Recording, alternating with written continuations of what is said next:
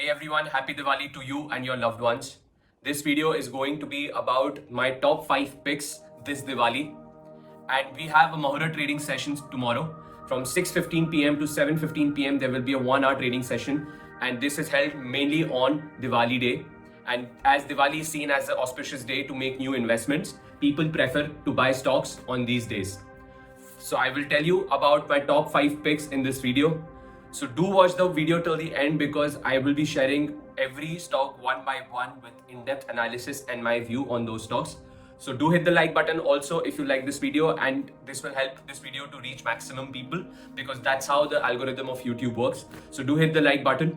Before we jump on to the first stock, I want to discuss with you the investment ideas that I shared last Diwali and how they have performed. I think if you don't review with everyone, then it doesn't make sense to make these videos. So I recommended 4 stocks last Diwali.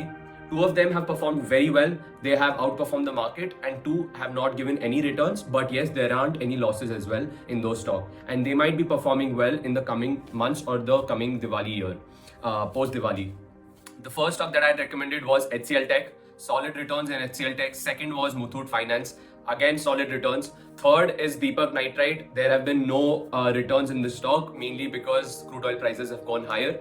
And the fourth one is Reddington India. This stock has also not performed well. I think the major reason could be it was a big distributor of Apple products, and Apple has started its own stores in India, specifically Mumbai, Delhi, and the other metropolitan cities. So because of that, I think their numbers could have taken a hit. But I still believe that this is a good stock, and I'm still holding the stock in my portfolio.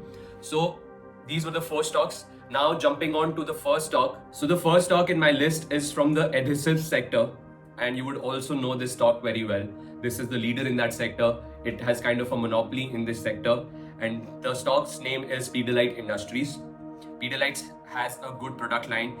It has Fevikwik, Fevicol, M-Seal, Dr. Fixit, Fevicryl. So it has many products, and I think this stock has taken a big beating in the past few months, majorly because of the rise of crude oil prices that had happened. But now from the $90 level, we've seen crude oil dip towards 75. So I think this is a good tip, and this is going to be beneficial for this stock that is highly reliant on the commodity crude oil. So if the prices of crude oil rise, it is not beneficial for Pidilite. But if they have fallen in the past few weeks, then I think this will be beneficial for the stock, and the stock has started a good uptrend in the past few days. So if you get this stock on dips, I think this is a good stock because the valuation comfort is also there in this stock. So now I want to tell you a very important point here in this stock. Interest rates have gone up massively in the past few months, and if you see now, the central banks are saying that we might pause here for a while, and if you see, that could tell you that eventually the interest rates might come down, and that will be beneficial for a sector like real estate, and real estate sector would see a rise in demand, and this stock is highly dependent on real estate. So I think as a sector, this is highly reliant on the real estate sector. If real estate sector performs, then it is good for Pidilite. So if there is demand in real estate sector, then I think Pidilite will perform. So the number 1 is Pidilite. And now talking about a stock from the banking sector. Firstly, let me show you the returns of the private banks and the public banks, the PSU banks. So private sector banks haven't performed that well. PSU banks have given a good return. If you look at any PSU bank, they have performed pretty well. But whereas the private sector banks have underperformed. So I think what is beneficial here is that if the private sector banks take a leadership from here, then your HDFC Bank, Kotak Mahindra Bank, ICICI, Axis would start performing. So out of the private sector banks, my top pick was ICICI Bank. ICICI Bank has given solid results in the past few quarters. It has been giving one of the best results out of all the private sector banks. So I think the growth factor is also there. And if I show you the valuations, if I show you the PE ratio, then I would say this stock is a bit fairly valued. And we have seen recently a dip from the 1000 levels in this stock towards 900. So 900 is a key level for this stock, and if 900 is held, then I think this stock could perform pretty well from here because the asset quality is strong of this stock. The loan growth is quite consistent. and the deposit growth is quite healthy as well.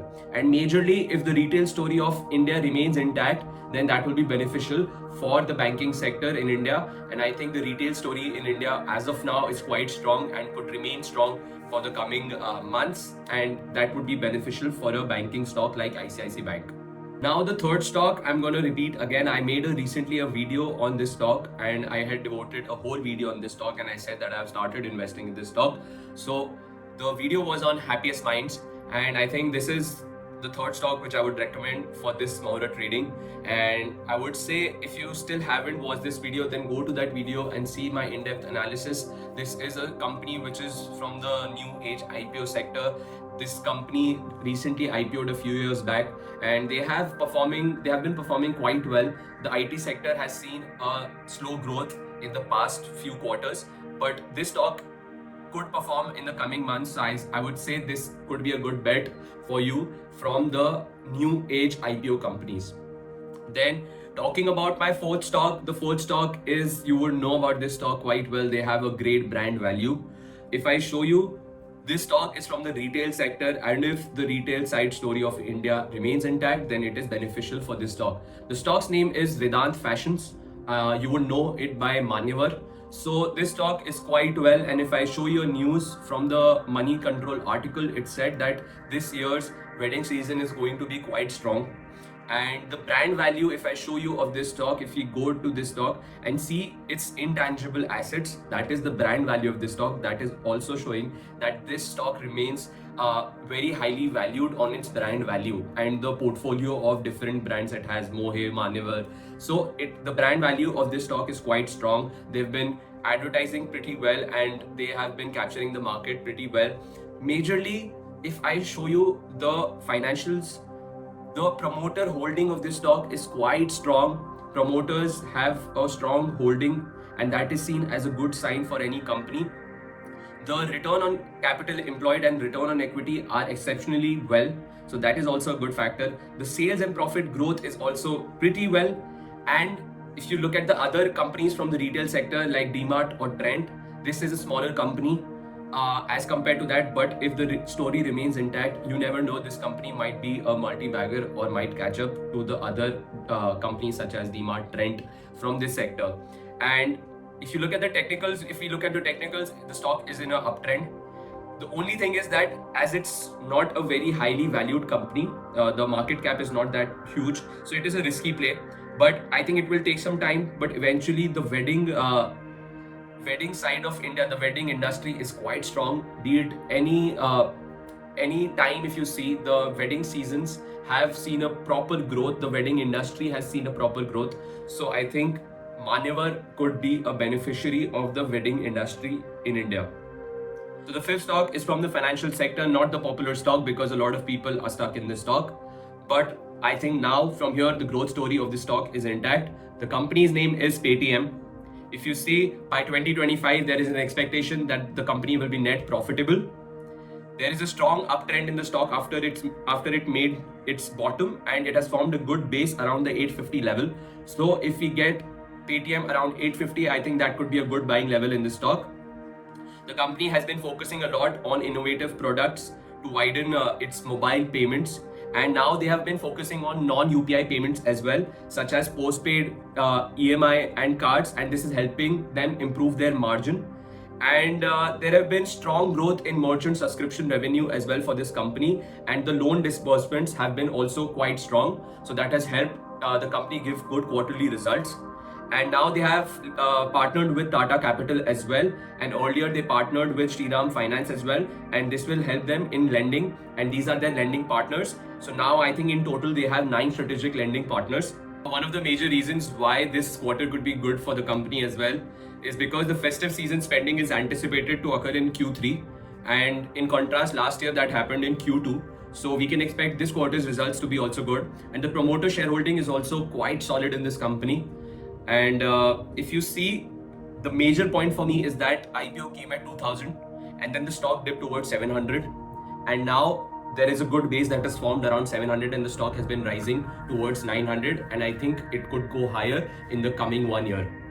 So this is my last stock in the list. Now India's story is quite strong and the Indian stock market is doing pretty well. And what could help India is if the FIIs come back into the Indian economy, if the rupee becomes stronger, and that could only happen if the interest rate come down. In US, if the interest bond yields come down, then I think the dollar would weaken and the rupee will strengthen. So the major point will be, will the interest rates in US fall in the coming 1 year, be it because of any credit event, be it because of any risk in the economy, or the central banks think that they have done enough and they need to stimulate the economy for growth factors. So be it any factor, if the dollar weakens and Indian rupee strengthens, then I think the money will flow, FIIs will come back, and that will be beneficial for an Indian economy. And the India story is quite strong. We are heading into a election year in India and also in US. And if the government thinks that we need to stimulate the economy, that is also beneficial for companies. So in a way, I think next 1 year we can expect 10 to 12 returns in the market, and if that happens, then we would consider that as a good year. So if you like this video, do hit the like button and have a great Diwali. Enjoy your Diwali and see you in the upcoming videos.